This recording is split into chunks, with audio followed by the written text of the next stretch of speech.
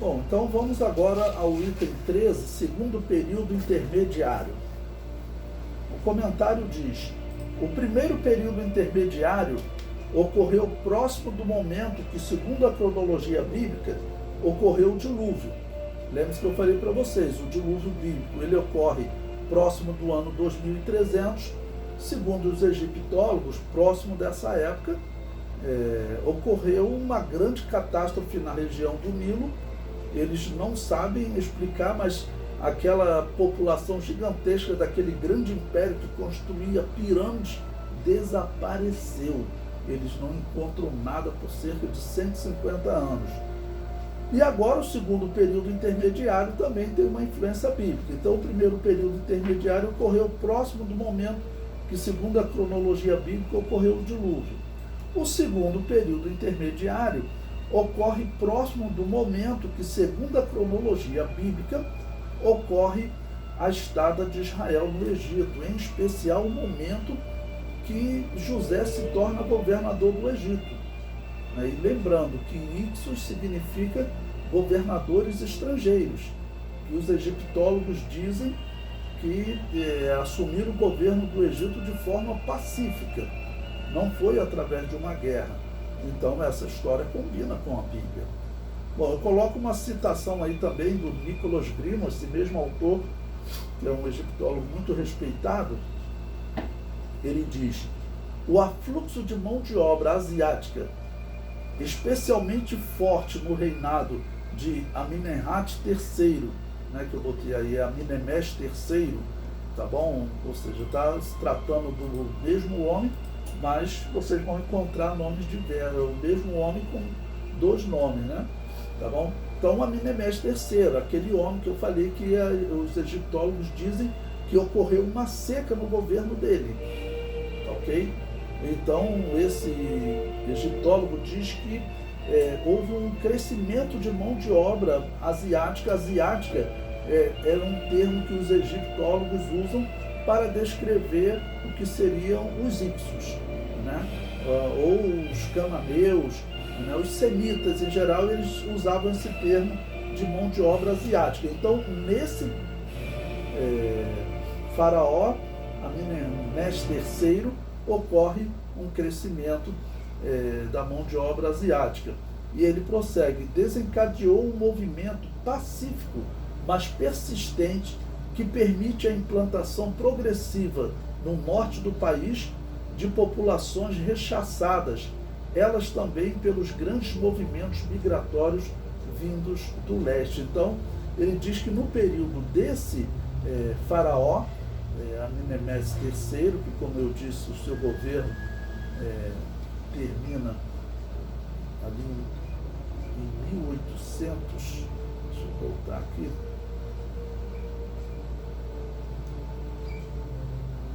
termina em 1815, tá bom?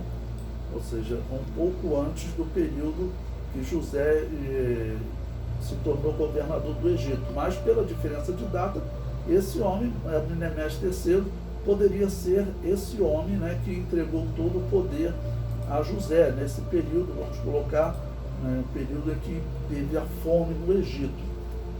E nesse período de fome foi o período também que houve uma grande migração para o Egito. Então a história está batendo com esse momento de Israel no Egito, segundo essa citação de Nicholas Grimo. O comentário prossegue: segundo os egiptólogos, ocorreu uma grande migração no período de Amenemés III, logo no mesmo período que José foi levado ao Egito e depois toda a sua família. Aí eu coloco aí mais uma citação de Nicholas Grimo, que ele diz: esse segundo período intermediário não começa de forma brutal, ao fim da 12ª dinastia.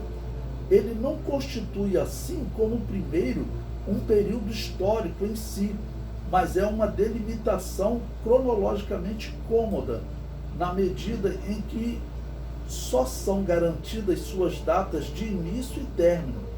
A morte de Nefru-Sobek, por volta de 1785, e a da tomada do poder por Ahmoses, cerca de 1560, Tá bom? Então, ele diz que esse período intermediário, ele começa na morte dessa rainha, Neferusobek, e só vai terminar, depois nós vamos estudar a vida desse homem, Ahimose, porque é interessante, esse é o homem, segundo a história, que ele consegue fazer guerra e escravizar os Hicsos.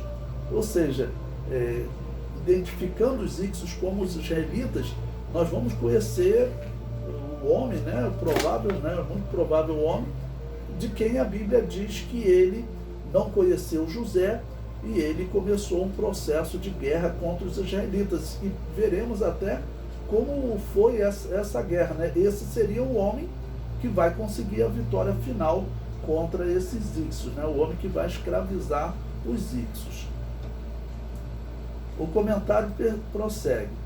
Esse período indicado por Grimman parece ser o período que os israelitas dominaram o Egito, 1785 a 1560, ou seja, nesse período os israelitas poderiam ser talvez até tivessem se tornado governadores, né? Pelo que nós percebemos, tomando o poder mesmo, porque talvez eles fossem discriminados no Egito. Essa é uma possibilidade. O que aconteceu com Adolf Hitler?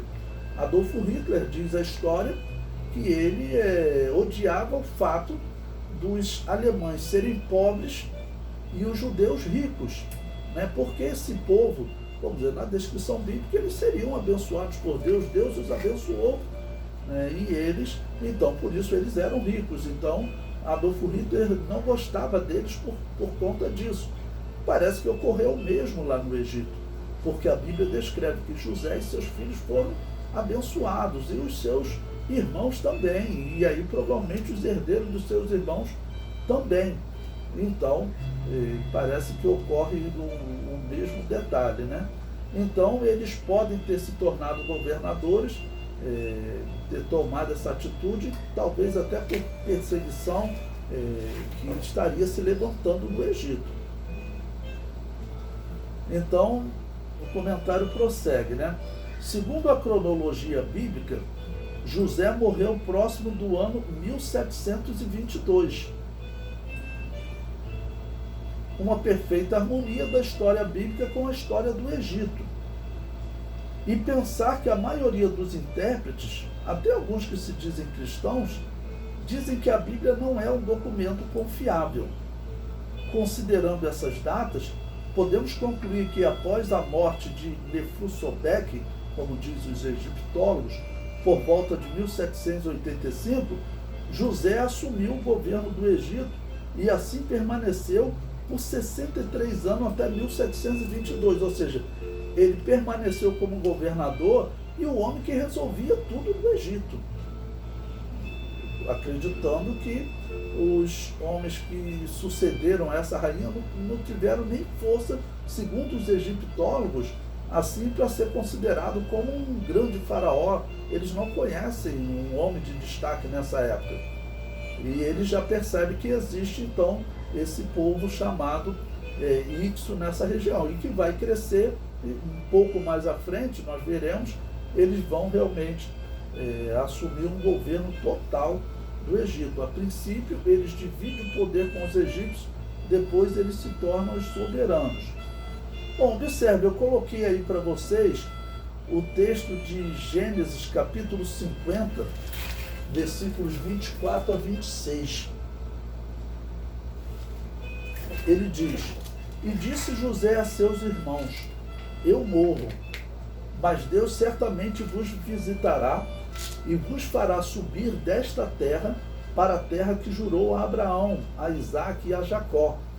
E José fez jurar os filhos de Israel, dizendo: Certamente vos visitará Deus, e fareis transportar os meus ossos daqui. E morreu José da idade de 110 anos, e o embalsamaram e o puseram num caixão no Egito.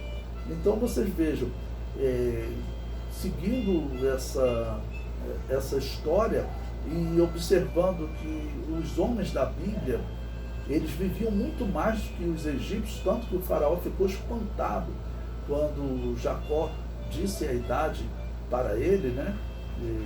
Então ele ficou espantado porque, segundo a história, os egípcios eles viviam 40 anos, 50 anos. E aí você ter homens, né, que vivem, no caso, 110 anos ou 130 anos, então os homens que vão vivendo mais tempos, eles vão ocupando mais espaço, né? Ou seja, o faraó teria morrido, a sua mulher Neferusobete teria morrido, e aí José assumiu o governo de vez, né? Até na sua morte, que aí já seria em 1722. O comentário prossegue. Após a morte de José, os israelitas continuaram governando o Egito até 1560. Olha, José morreu em 1722, até 1560, quando o faraó Ahimoses os expulsou do poder, considerando que os israelitas sejam os íxos. Tudo indica que sim, porque, segundo os egiptólogos, é esse homem Ahimoses, nesse ano de 1560, que ele consegue vencer os íxos e escravizar os íxos. Tá bom? E aí eu concluo, esse período entre 1722 a 1560 é descrito no livro de Êxodo, capítulo 1, versículos 6 a 8. Veja, sendo, pois, José falecido e todos os seus irmãos e toda aquela geração, os filhos de Israel frutificaram e aumentaram muito e multiplicaram-se e foram fortalecidos grandemente, de maneira que a terra se encheu deles. Depois levantou-se um novo rei sobre o Egito, que não conhecera José. Ou seja, teve um período que os egípcios aceitavam o governo dos israelitas, sem problema, né? Até que vai se levantar um rei que não conheceu José. E a partir disso, o que vai acontecer? Eles vão começar, vamos dizer, uma guerra contra os íxos, e aí nós vamos ver um pouco mais à frente como ocorreu essa guerra, porque os escritos egípcios, eles dizem como ocorreu essa guerra. Então, lembrando algumas coisas que eu já falei para vocês, evidências que nós veremos mais à frente, mas já vou citar agora. A história diz que um nome muito comum entre esses íxos era o nome Jacó. É isso citado por um historiador egípcio conceituado, grego, que governou o Egito, chamado Maneton. Ele que cita essa história, que um nome muito comum entre os íxos era o nome Jacó. E esse mesmo historiador, muito respeitado, viveu cerca de 200 anos antes de Cristo, ele diz que os íxos, quando saíram do Egito, eles foram habitar em Jerusalém e habitaram um templo e construíram um templo lá em Jerusalém. Olha que significativo.